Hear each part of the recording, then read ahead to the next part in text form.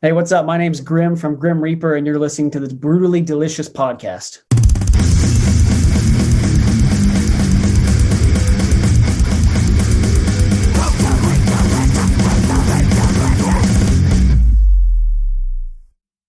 What's it like up in Canada these days? Canada, I don't know. John Asher's through Canada. I am down here in the lovely state of Texas. Oh, I thought you were way up there. I didn't know. I thought John just did Canadian stuff. No, he does all the way down here, I guess. Oh, nice. I've known John for 100 years, so he's a great guy. Yeah, he's really cool. So is Texas, is it open? It is open sesame. I think I'm up in the panhandle close to Oklahoma. A lot of people are still, following protocol and whatnot, but mandates are lifted, and I think concerts are going to start soon. So I'm super excited about that. Man, I can't wait for that to happen. Oh, I know. Me too. I've been waiting for that for a while. Yeah. It's been, I guess everybody's in the same boat, a little over a year since my last show. Right. Which one did you go to, or what was your last show? The last thing I was on was 70,000 Tons of Metal and that cruise ship that goes out of Florida. And the last show I saw was Emperor, an Emperor reunion at like 2:00 in the morning on the last night of the cruise. Dude, I'm sure that killed. Oh my God. Great stuff. If you've never been on 70,000 Tons, I suggest it. It's amazing. No, I know. I've seen videos. Who is your favorite act? On the boat or just in general? Yeah. On the boat. I think my favorite show, because I've gone a bunch of times now, I think my favorite show of all time on the boat is I saw Moonspell on again, it was like super late at night, like 2 or 3 in the morning, but there was sort of rough waves and there was like a mist coming over from the ocean, and it was an outdoor stage on the back deck, and everything aligned, and it was just like magical, if that makes any sort of sense. Oh, absolutely. That sounds like it. It was pretty far back, though. But anyway, we didn't come to talk about me. Let's talk about Grimmreaper. Tell me, for those not familiar with you, give me the 2-sentence boardroom pitch. All right. Grimmreaper is the solo project of myself sitting in a bedroom making music while also stealing the name of one of the great 80s metal bands. We've talked to them on the show. I'm sure you have. And, it's nothing towards them. My last name is Grimm with 2 M's. So it was originally a play on words of my name. I really liked bands who did that, notably Breaking Benjamin. And so that's always just been what I was called as a kid playing sports, even in high school when I did, made a good play in football or whatever. Oh, he's the Grim Reaper. My dad was in the military forever. And so that was kind of his badass nickname too. And so it just made sense for a metal act, extreme metal. So.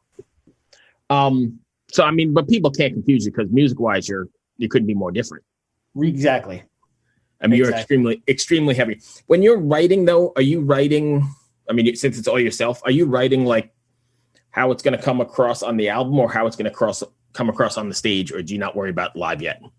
No, and I just because it's myself, like you said, I haven't played live yet, but it's a little bit of both. So if you see behind me, I've got some of my influences here. Yes. I've written a few songs with them in mind. My first song on my debut album, The Tragedy of Being, it's called Minds, Mirrors Meshing Together, which is basically the name of Minds, Mirrors, a song from Meshuggah's Catch 33 concept album. And it's basically written to pay homage to them.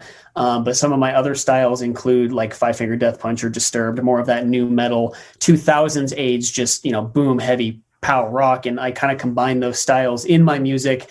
I do write with live choreography in mind because I love, for example, how Meshuggah carries themselves on stage, and they're kind of, I don't know, it's like cutting loose and a synchronized headbanging pattern at the same time that's just awesome with their wacky music. So I kind of write with both in mind. Do you think some of your stuff is pretty technical and intense? Do you think that's going to be difficult to translate into it when you do get to the live setting? I've thought about that before, and with a drummer and everything, I'm going to give him some room to work with fills and whatnot. There's only going to be a few things that have to be on time. Since I programmed the drums and everything, so I just did some simple fills in there with my first time doing all of this, but I don't think it's going to be too hard to translate as long as everyone's on the same page. And I could have written everything for technicality's sake, you know what I'm saying? Because I think a lot of metal bands that have emerged from this Meshuggah prog gent age of calculating when to hit the snare on these weird offbeats and stuff. Right. That's awesome. And I enjoy a fair bit of that music. But I didn't write for technicality's sake. I wrote, what rocked in my world, but not to be too technical, I guess, just whatever flowed. Right. So along those same lines, then, how does it make you feel when the energy and the calculation that you're talking about now comes to life and then connects with the listener? Well, I mean, it's awesome, but I really do think it's kind of a hit or miss. You either love that kind of thing or you hate it. And like you said earlier, it could be hard to translate across. I do know that with sounds, more notes, I guess, and different pitches for everything is harder to translate across a big space. Right. So for sound purpose quality, I think the thing that hits more is just, 4x4 power chords with a synchronized drum beat. Sure. That just boom, boom, boom over a space of a large room versus, I don't know, like a Dragon Force solo or something, unless you have really good sound engineers. It's just kind of a hit or miss. Okay. So switching to the record now, how did you guys how did you come about covering the Baby Metal tune? Yeah, man. I was in school. I'm still pretty young, and I kind of discovered them when I was first starting university. And I've been a Dragon Force fan forever. So when I heard that song from them, I think that was like the first one I heard. I thought, wait a second, this sounds like a Japanese Dragon Force. What's going on here? So I started listening to it and looking behind the scenes, and oh, hey, those guitarists actually wrote the guitar parts for that song and kind of worked with them there. Thought awesome. As the years went by and I got better at guitar, I thought, well, I could cover that song. Maybe not well, but I could do it. Right. And so I tuned it down to C because that's what my strings were already. And I played out the melody and I thought, okay, I could hit those notes as far as the octaves goes with a male voice. Right. I looked at the direct translation of the lyrics. So I didn't translate them myself. I just looked at what was literally translated. Mm-hmm. Took the same meaning because it talks about, I don't know, cliche, I guess, concepts like being true to yourself and climbing the mountain and going through life and swimming through the oceans. Pretty akin to Dragon Force lyrics. You know what I mean? Yeah. That whole so power metal. The mountain. And I love that power metal topics there. So I thought, okay, great. I'm going to rewrite it in a way that makes sense to me in English. But that also goes with the concept of my record because it's more or less a concept album where it all flows together with a certain lyrical concept. So I kind of wrote it in where it would fit with the record, but also staying true to the original, power metal-esque meaning. Right. What you mentioned the concept. What do you want your fans to take away from, or is there a message you want your fans to take away after listening to a Grimmreaper record? Well, this first record, The Tragedy of Being, in a sentence or two, the argument of the record is that it kind of the same as the Buddhists' argument of life, or even the Christians' view of life, where life is suffering. And that's the ultimate condition that everyone finds themselves in and has found themselves in for all time. But the way to act and carry yourself forward in spite of that tragedy of existence is to take on the most responsibility you can and move through it in spite of the horrible and tragic conditions of existence. Right. So, and I don't know if this is appropriate enough, but more like a cycle of rebirth and death sort of thing. Absolutely. And that the record actually starts with a cycle of rebirth and death and goes through a few of them. So the first song kind of goes through what it's like to have your paradigms shattered, a complete anomalous catastrophe of the psyche, let's say. Mm-hmm. I don't know. An example of that in life would be, a close family member dying, right, or a career loss, or, a foreclosure on your house and then you're on the street or something, just something that completely shatters you and kills you. And then you have to remove and rekindle your aim sort of thing. It's all very, abstract and kind of wishy-washy sort of thing. It goes off of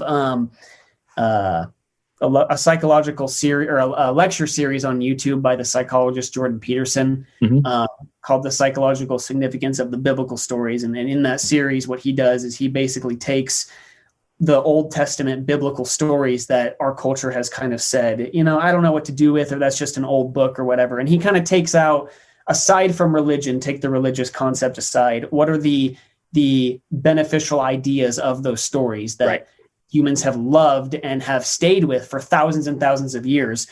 Also, those ideas have really permeated cross-culturally, told in different stories. And so I've taken those, not the stories themselves per se, although I do have a song talking about Abraham and his covenant with God and what that idea means. But I've taken what that dissection of those ideas has meant to me and then put them all through the record in a process that symbolizes, I guess, a very condensed pathway through life, starting at death and rebirth.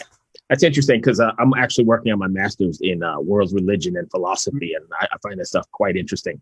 So that's why I know it's kind of off track from Grimmreaper, but it's still very interesting stuff. No, that's awesome. Are you planning on doing any sort of like live stream or something with Grimmreaper during this whole, since we can't go anywhere? No, I know that's right. And, you know, to be honest, I'm once I get this thing rolling, I'm going to try and find some musicians around here, which is hard because I'm in Texas, in a part of Texas where people don't, I don't know, let's just say they wear cowboy boots instead of jackets with patches. You know what I'm saying? But I took a lot of footage of my recording process, and it's not just the recording process for this record. I think people are really going to connect with it because I'm a new artist, just point blank. And this is it's not just my first album. It's my first time learning all of the things, like, okay, well, from how do I play guitar? How do I write songs? How do I record the songs? How do I get them sounding good? How do I send them off? And just over the last 2-year process, it's just been constantly failing over and over and over and over and over, you know, and failing forward, I guess, to a point where, hey, now I have my first record out. What? Now what do you do, right? It's just, you just plugging through. It's almost like I'm about to release the metal version of Cyberpunk, just without all the hype. Right. But I mean, shoot, I just lost my train of thought. Your music is, not only are you a new artist, but your music is timely, I think, especially that message with all this shit that we're going through at the moment, right? Absolutely. It's, you know, and the world has suffered pandemics and devastations before too. And a lot of people have all these thoughts, especially being isolated now when your mind has nowhere else to go, of, well, is the world going to end? What's going to happen with all of the government chaos worldwide and money problems and everything? And I just kind of think, you know, I get that, and I've thought that too. But I also think, man, what did the people in World War II think? They probably thought they were going to die. And they probably thought the world was literally going to end with atomic power coming to fruition. Same in the Cold War. I mean, my parents and their peers had to do desk drawers where they get under their desks at elementary school. So I did that as well. Yeah, okay. I remember. In case, I don't know what the desk would have done if you were attacked by. But yeah, I guess it's just for posterity, you know. Yeah, that's kind of, and we actually had to go in the hallways too for some drills and, like, you know, hands against the wall because they were big cement buildings or whatever. Right. But it is timely, and I think that message, and I honestly feel weird talking about it because I am so young, and it almost feels like I'm trying to give advice to everyone, and that's really not my point here. That's not my attempt or anything, because it's really, like I said, just what those ideas meant to me and how it just absolutely tore down my paradigms spiritually and how the world works. And then kind of rebuilding from there. But it is timely to in this age of uncertainty, where take up your cross and bear it the best you can, no matter what's happening. Yeah, absolutely. Because nobody has any clue with. And you're at an interesting time in the music business as well, because there is, well, I hate to say this, but no music business. How do you plan on promoting this? I mean, besides doing podcasts, is there, you have a game plan? The business has to reinvent itself, right? There's no way it comes back the same way. Absolutely. Especially if, you know, worst case scenario shows are off the table for most of the places in the world tours for the next decade or whatnot. So the loose plan is to, the goal, man, I think this is for every artist, even in the rap game, which I'm not into. Can you tell by my appearance? The least qualified rapper out there. But would be to have, a completely independent push of all of your content. And like you said, maybe there is no music business. I do think, and maybe you would agree too, that we're at a point where it's the easiest time in the world ever to get your stuff out there and to produce it at a high level and to get exposure and everything. But it's the hardest time in the world to grab anyone's sort of attention. Yeah, because everybody's oversaturated. Exactly. So, long-term Hail Mary attempts at fame or recognition that I see a lot of young artists doing, or just doing something really wacky and crazy and making a fool of yourself.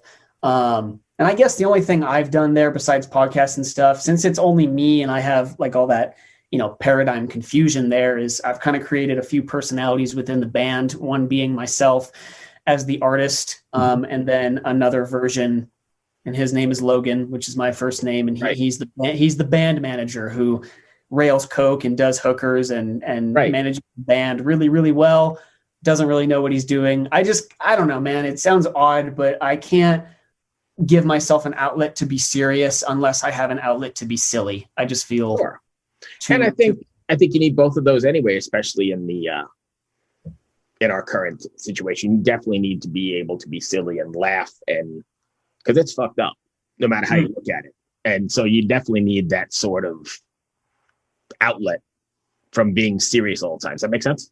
Absolutely. And, for another plan to push and market and everything, I've been contacting other artists and other solo musicians, and I found like, whoa, it's not just me, which is great. Because then people can tell me what to do and what I'm doing wrong and how to make everything better. But there are so many solo musicians out there. My friend Jonathan from Fierce Deity was on your guys' he's podcast. Been on here. Yeah. Yeah. So he was one of the first ones I found that did his own thing. And so, hit him up, and we're actually doing a giveaway right now for all of our listeners. Just go to my Instagram at Grimmreaper with 2 M's USA on Instagram, or Fierce Deity on Instagram. Hit the link in the bio. We're giving away 3 t-shirts. It's a $60 value. So go ahead and cop your chance to win. Nice. It's through the 19th. So go register for your chance to win. So that's awesome.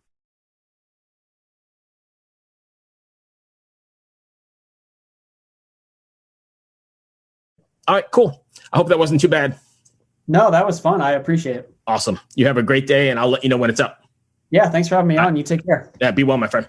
You too. Bye-bye.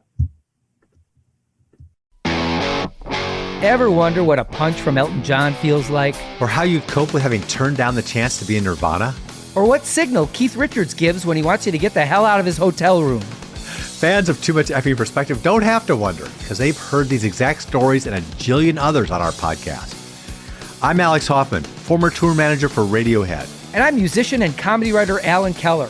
On the TMEP show, we get guests like Nancy Wilson from Heart, Jeremiah Freites from the Lumineers, and Modern Family's Julie Bowen to tell us things they may have only shared with their therapist, clergy, or a TMZ stringer. So join us on Too Much Effing Perspective. That's EFFING Perspective. The only podcast you crank up to 11.